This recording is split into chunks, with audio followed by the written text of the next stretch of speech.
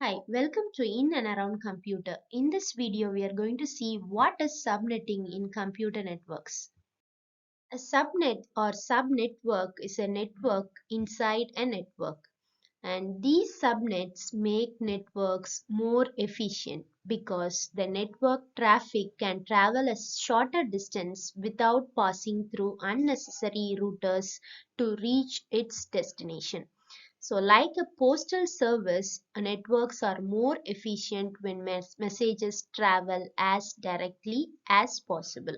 So, when a network receives data packets from another network, it will sort and route these packets by subnet so that the packets do not take an inefficient route to their destination. So we can dive into this how this is done by the help of subnetting. In order to understand subnets, we must define IP addresses. We can see what is an IP address. So, every device that connects to the internet is assigned a unique IP address, that is Internet Protocol address.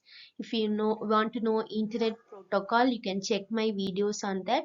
And enabling data sent over the network internet to reach the right device out of billions of devices connected to the internet. So while computers read IP addresses as binary codes, that is a series of ones and zeros, these IP addresses are written in alphanumeric characters, and these going deeper, this every IP address has two parts. That first part indicates which network the address belongs to, and the second part specifies the device within that network. However, the length of the first part changes depending on the network's class. So we can say that networks are categorized into different classes which are labeled A through E. And so A is the network which is a larger one, and B and C will be comparatively smaller than A, and D and E is not predominantly used. And now we can see how the what the IP address indicates depending on the classes. So in a class A network, everything before the first period indicates the network, and everything after it specifies the device within that network. So if we use an example IP address like 203.0 dot 113.112 as an example, the network is indicated by uh, 203.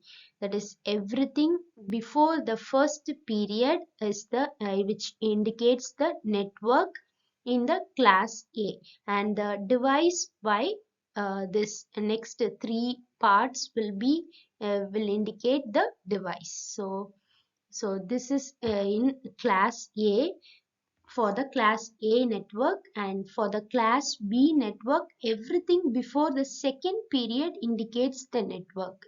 And again, using the same example, we can say this 203.0 indicates the network, and the remaining indicates the device within that network.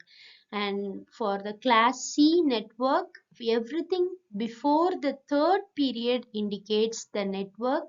And using the same example, we can say that that this 112 is indicates the device, the rest of them indicates the network. So based on the classes, this IP address, the denotation of this IP addresses varies, and for the different type of network classes. So A will be a larger network, and other classes will be comparatively smaller. So for different types of network, different notation for this IP addresses is given for finding the network and the device in that network. And Now we can see why this subnetting is necessary. So apart from this IP address for which indicates the device in a particular network, why this subnetting is necessary. So this we can see in a class A network, for instance, we can see there could be millions of connected devices and it could take some time for the data to find the right device. So here comes the subnetting. This subnetting narrows down the IP address to usage within a range of devices. So by doing subnetting in a network, we can narrow down the IP address to the usage within a range of devices for the process to be quick. And because an IP address is limited to indicate the network and the device address, this cannot be used to indicate which subnet an IP packet should go to. So this IP address is not enough to indicate which subnet an IP, that is which part of the network an IP packet should go to. So these routers within a network can use something called subnet mask to sort data into subnetworks. So this this routers will use the subnet mask to sort out data into the subnetwork. So for this subnetting is necessary to narrow down the IP address to usage within a range of devices. So and now we can see what is a subnet mask? We already said routers will use subnet mask. So now we can see what is a subnet mask.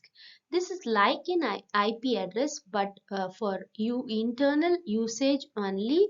It is there within the network only. And so these routers use subnet masks to route data packets to the right place. So this subnet mask is also like an IP address, but it will be used only within that network.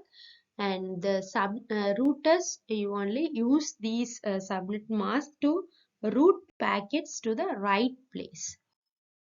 So now for understanding the subnet mask and subnetting, we can see example analogy where Bob sends a letter to the place of employment rather than her home. So consider a scenario: one person named Bob, he sends a letter to the place of employment rather than her home. And Anne's office is quite large with many different departments, and to ensure employees receive letters quickly, Anne's workplace sorts mail by department rather than the individual employee. And so after receiving the Bob's letter, the administrative department, they look up Anne's department on that and see she works in the customer support. So they send the letter to the customer support department instead of giving it to Anne. So then she will get the letter from her customer support department.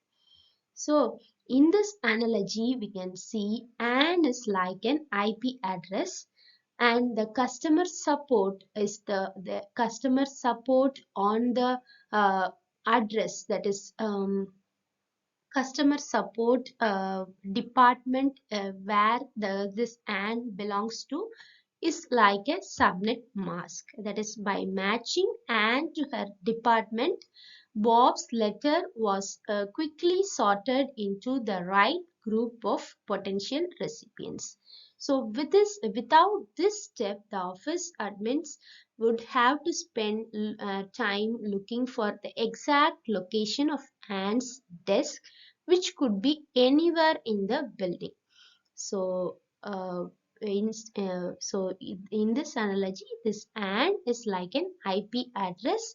So where this Bob sends a letter to Anne, and where the customer support department, which is mentioned by Anne, is like a subnet mask on the letter.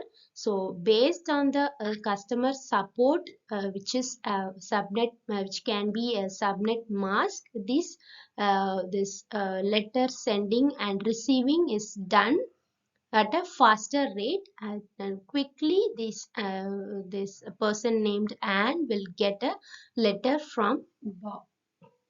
So you hope you'll be understanding this scenario, and from this we can move next. Now coming to the real world example, suppose an IP packet is addressed to the IP address 192.0.2.15. This IP address is a class C network which will not be known in the beginning, where the network routers forward the packet to the host on the network indicator 192.0.2. Since in the class C network, the address before the third period indicates the network, and after that it will indicate the device. So this is resolved by the following way. Here, once the packet arrives at the network, the router within the network consults its routing table. It does some binary mathematics using its subnet mask of the. So here comes the subnet mask, which is like an IP address, and sees the device address 15, and that is the rest indicates the network, and calculates which subnet the packet should go, and it forwards the packet to the router or switch responsible for delivering the packets within that subnet, and the packet arrives at IP address 192.0.2.15. So using this subnet mask, this is resolved by identifying the subnet or a network within a network, and so that the packet is quickly delivered to the destination with the help of this subnet. Hope you understood something about this subnetting. Subscribe to my channel if you feel contented. Like and share my videos with your friends.